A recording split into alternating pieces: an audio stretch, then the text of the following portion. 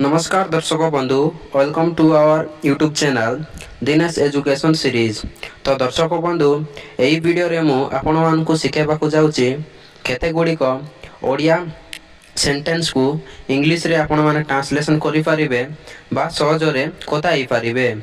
तो चलो प्रथम सेंटेंस को मते बाजार को जीवाकू पड़िबो नाही।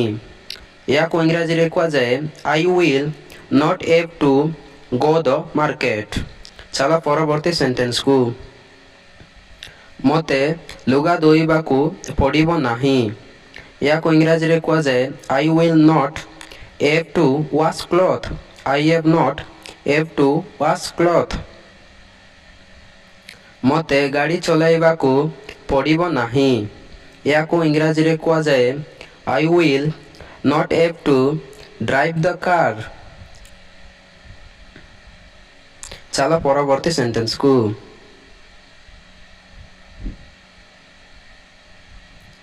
मते टिकेट किनिबाकू पड़िबो नाही। मते टिकेट किनिबाकू पड़िबो नाही। या को इंग्रजी रे कहा जाए I will not have to buy a ticket.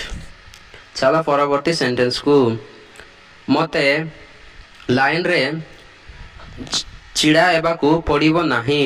या को इंग्रजी रे कहा जाए I will not have to stand in the queue बा लाइन। नेक्स्ट सेंटेंस मते अभियोग करिबाकू पड़िबो नाही।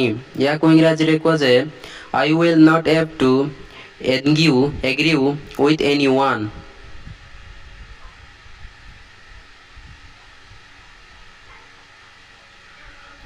मते रोसई करिबाकू पड़िबो नाही। या को इंग्रजी रे कहा जाए I will not have to cook food. परवर्ती सेंटेंस को मते शीघ्र सोइबाकू पड़िबो नाही। या को इंग्रजी रे कहा जाए I will not have to sleep yearly.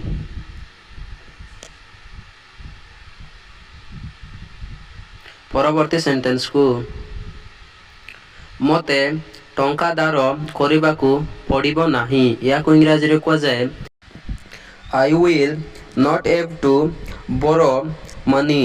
I will not have to borrow money.